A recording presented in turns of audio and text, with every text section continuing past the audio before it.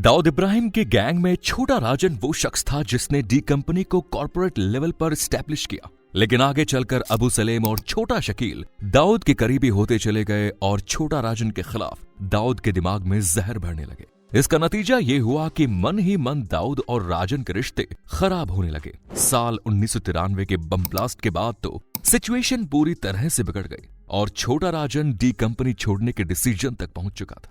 ये मौका था दाऊद की बेटी और पाकिस्तानी क्रिकेटर जावेद मियांदाद के बेटे की शादी का रिसेप्शन। ये रिसेप्शन दुबई के आलिशान होटल में ऑर्गेनाइज हुआ, जहां छोटा राजन को भी जाना था। वो अपने नेटिव प्लेस से पार्टी में जाने की तैयारी कर रहा था कि तभी वहां एक फोन आया कि तुम पार्टी में मत जाना, बल्कि वहां से फौरन निकल लो, तुम्हारी फील्डिंग लग चुकी है। इतना बोलकर सामने वाले ने फोन कट कर दिया। लेकिन अब तो छोटा राजन की फटी पड़ी थी। यहां से चुपचाप निकलने का मतलब था दाऊद से घनी दुश्मनी मोल लेना, और यहां रुकने का एक मतलब था जिंदगी से हाथ धो लेना। छोटा राजन ने दाऊद से दुश्मनी मोल लेने का रास्ता चुना और वहां से भागकर इंडियन एम्बेसी पहुंच गया, जहां वो एक रॉ एजेंट से मिलकर इस बात की डील करता है कि तुम मुझे सिक्योरिटी दो, बदले में मैं तुम्हें दाऊद को खत्म करने में मदद करूंगा। इसके बाद छोटा राजन इंडियन रॉ एजेंट की मदद से वहां से भाग गया और सुरक्षित जगह पर चला गया। आगे चलकर छोटा राजन को सीधे सीधे दाऊद को टपकाने का टास्क दिया गया। क्या वो टास्क कंप्लीट हुआ? यदि वो फेल हुआ तो उसके पीछे का कारण क्या था? चलिए जानते हैं आज के वीडियो में ये सारी कहानी। जब उस पार्टी में फाइनली छोटा राजन नहीं पहुंचा तो दाऊद ने जब इस बात को नोटिस किया तो उसका पारा 7वें आसमान पर चला गया, क्योंकि छोटा राजन डी कंपनी का बहुत बड़ा राजदार था। वो डेफिनेटली डी कंपनी और दाऊद इब्राहिम पर बहुत बड़ा खतरा बनकर मंडरा रहा था। इसीलिए जब दाऊद इब्राहिम वापस पाकिस्तान आया तो उसने छोटा शकील को ऑर्डर दिया कि किसी भी तरीके से छोटा राजन को ढूंढो और वो जहां मिले उसको वहीं टपका डालो। देखते ही देखते लगभग 2 साल का समय बीत गया। छोटा राजन रॉ एजेंट के सपोर्ट से नेपाल के काठमांडू पहुंचा, फिर वहां से मलेशिया में वो आराम से समय काट रहा था। तभी एक दिन फोन की 1 घंटी बजी और दूसरी तरफ से आवाज आई कि दाऊद इब्राहिम का समय पूरा हो गया है, उसको टपकाने का टाइम आ गया है, तुम तैयारी कर लो। वीडियो में आगे बढ़ेंगे दोस्तों, लेकिन उससे पहले नए व्यूअर्स से रिक्वेस्ट है कि वो चैनल को सब्सक्राइब कर लें। धन्यवाद। तो दोस्तों वो फोन रॉ एजेंट का था जिसने 2 साल बाद छोटा राजन से कांटेक्ट किया और दाऊद इब्राहिम को लेकर एक सटीक इनपुट उसके पास था। आपको बता दें कि दुबई में खतरे को देखते हुए दाऊद इब्राहिम ने दुबई को भी छोड़ दिया और वो पाकिस्तान के कराची शहर में आकर रहने लगा, जहां उसे पाकिस्तान सरकार के साथ साथ वहां की खुफिया एजेंसी का भी पूरा सपोर्ट हासिल था। दाऊद इब्राहिम पाकिस्तान में बहुत ही कड़ी सिक्योरिटी के अंदर रहा करता था। वो पाकिस्तानी आर्म्ड फोर्सेस के मॉडर्नाइज्ड वेपन से लैस कमांडो के साथ साथ आईएसआई के एजेंट की सिक्योरिटी में रहता था। वो कभी भी अपने सिक्योर जोन से बाहर नहीं निकलता था। पब्लिक प्लेस में उसका बाहर आना जाना बहुत ही कम होता था। अपने इसी सिक्योर जोन में रहकर वो पूरी दुनिया में चल रहे अपने इंटरनेशनल ऑर्गेनाइज्ड क्राइम सिंडिकेट को ऑपरेट करता था। डी कंपनी को उसने कॉर्पोरेट लेवल पर हैंडल करना शुरू किया और अपने लोगों को टास्क दिया करता था। इस बीच दाऊद की बेटी मारिया इस दुनिया को छोड़कर चली जाती है। इसके गम में डूबा दाऊद घटना के 40 दिन बाद एक दरगाह पर माथा टेकने के लिए आने वाला था। इस बात की जानकारी इंडियन रिसर्च एनालिसिस विंग यानी कि रॉ को लग चुकी थी और रॉ के एजेंट चाहते थे कि इस मौके का फायदा उठाते हुए दाऊद इब्राहिम को न्यूट्रलाइज कर दिया जाए।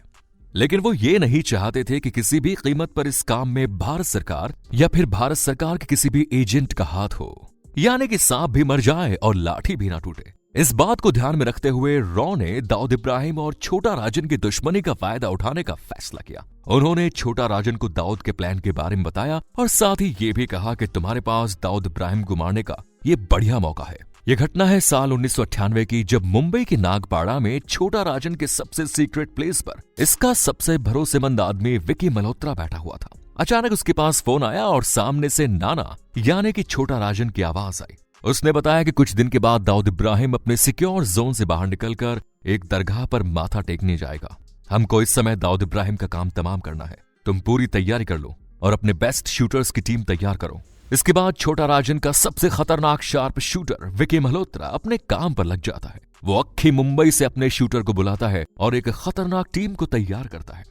इसके बाद ये सभी दाऊद इब्राहिम का गेम बजाने के लिए तैयार हो जाते हैं। इसके बाद 27 मई 1998 को छोटा राजन के 7 शार्प शूटर्स मुंबई से नेपाल के लिए रवाना होते हैं। 28 मई की रात ये सभी काठमांडू के एक होटल में स्टे करते हैं। इसके बाद अगली सुबह फ्लाइट पकड़कर पाकिस्तान के कराची शहर में लैंड करते हैं। पाकिस्तान स्थित कराची एयरपोर्ट पर छोटा राजन के लिए काम करने वाला एक आदमी इन लोगों से मिलता है और वो उन सभी को पाकिस्तान के कराची स्थित डिफेंस कॉलोनी में ले जाता है। वहां से अल मंसूर अपार्टमेंट के 3rd फ्लोर पर इन लोगों के लिए कमरा बुक किया जाता है, जहां ये सभी रुकते हैं। विकी मल्होत्रा, एजाज लकड़ावाला, फरीद तानाशाह, वालू डोकरे, विनोद मटकर, संजय घाटे और बाबा रेड्डी। जी हां, ये वही 7 शार्प शूटर है जो दाऊद इब्राहिम को मारने के इरादे से उस दिन कराची पहुंचे। इस अपार्टमेंट में रुकने के लिए 2 दिन बाद इन लोगों के पास मॉडर्नाइज्ड वेपन का एक कैरेट आता है, जिसमें 4 AK-47, 4 हैंड ग्रेनेड, 4 पिस्टल और बड़ी मात्रा में कारतूस थे। फाइनली वो दिन और वो घड़ी आती है जब इन लोगों को दाऊद इब्राहिम को टपकाना था। हजरत अली शाह दरगाह के बाहर दरगाह से लगभग 100 मीटर की दूरी पर एक मारुति वैन में ये सभी लोग दाऊद इब्राहिम के आने का इंतजार कर रहे थे। इनके पास एक बैग भी मौजूद था जिसमें हथियार रखे हुए थे। अपनी बेटी की मौत के 40 दिन बाद दाऊद इब्राहिम इस दरगाह पर माथा टेकने के लिए रवाना हो चुका था। थोड़ी ही देर में दाऊद इब्राहिम अपने काफिले के साथ दरगाह के सामने पहुंचा। उसके काफिले में लगभग 30 गाड़ियां थी। गाड़ियों के रुकते ही हर एक गाड़ी से हथियार बंद कमांडो बाहर निकले। उन्होंने आसपास देखा और जब उन्हें सिचुएशन क्लियर दिखी तो दाऊद को भी उतरने का इशारा दिया। इन्हीं गाड़ियों में से एक गाड़ी में सफेद कुर्ता पजामा पहने, चश्मा लगाए एक व्यक्ति उतरा और दरगाह के अंदर चला गया। यही व्यक्ति अंडरवर्ल्ड का डॉन और मोस्ट वांटेड दाऊद इब्राहिम था। ये देखकर छोटा राजन के शूटर हैरान रह गए कि दाऊद इब्राहिम के साथ 10-15 नहीं बल्कि पूरे के पूरे 150 कमांडो उसकी सुरक्षा में मौजूद थे। जबकि इन लोगों को बताया गया था कि दाऊद इब्राहिम कराची में खुद को इतना सेफ महसूस करता है कि उसके साथ मुश्किल से 10 से 15 लोग मौजूद रहेंगे। अब सवाल ये उठता है कि आखिर अचानक दाऊद इतनी ज्यादा सिक्योरिटी लेकर वहां क्यों पहुंचा। दाऊद इब्राहिम दरगाह के अंदर जाता है और लगभग 20 मिनट तक उसने दरगाह के भीतर ही बिताया। उसके बाद सीधा वापस अपनी गाड़ी के पास आया और गाड़ी में बैठकर अपने काफिले के साथ वापस से रवाना हो गया। दाऊद इब्राहिम का इंतजार कर रहे इन सभी 7 शूटर्स ने कोई हरकत नहीं की और ना ही किसी तरीके का कोई हमला किया, क्योंकि अचानक इतनी ज्यादा सिक्योरिटी का मतलब था कि इन लोगों का प्लान कहीं ना कहीं लीक हो चुका है। ये लोग तत्काल अपनी गाड़ी से वापस आए। मंसूर अपार्टमेंट के इस रूम में अभी ये लोग कमरे में दाखिल ही हुए थे कि फोन की घंटी बजी और दूसरी तरफ से छोटा राजन की आवाज आई, जल्दी निकलो वहां से, हमारा प्लान लीक हो चुका है, बहुत जल्द ही दाऊद के लोग वहां पहुंचने वाले होंगे। इस फोन कॉल को सुनने के बाद जिसको जैसा मौका मिला, समय मिला, वो वहां से अलग अलग रवाना हो गया। कोई ऑटो पकड़कर, कोई टैक्सी पकड़कर वहां से रवाना हुआ। सभी ने अपने हथियार वहीं छोड़ दिए। कुछ ही देर में सारे के सारे शूटर्स कराची के डिफेंस कॉलोनी से निकल गए और किसी तरीके से सभी सुरक्षित रूप से वापस इंडिया आ गए। इन लोगों के निकलने के थोड़े ही समय बाद कराची पुलिस की एक टीम उस अपार्टमेंट पर पहुंची और वहां छानबीन करने लगी। इन लोगों को वहां पर कोई भी आदमी नहीं मिला, लेकिन वहां मौजूद हथियारों को कराची पुलिस ने बरामद किया और इससे अंदाजा हो गया कि दाऊद इब्राहिम को मारने की पूरी प्लानिंग हो चुकी थी। यदि समय पर इंफॉर्मेशन नहीं मिलती तो दाऊद इब्राहिम नॉर्मल सिक्योरिटी के साथ कराची की दरगाह पर जाता तो दरगाह के भीतर ही उसका गेम बजा दिया जाता।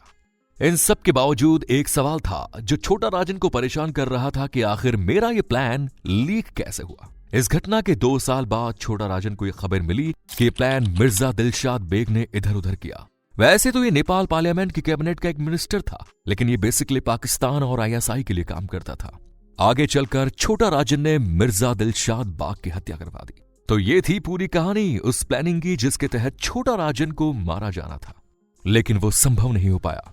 आपको क्या लगता है, एंड टाइम पर छोटा राजन के शूटर्स ने जो डिसीजन लिया वो सही था या गलत? अपना जवाब कमेंट्स में जरूर दीजिए। धन्यवाद।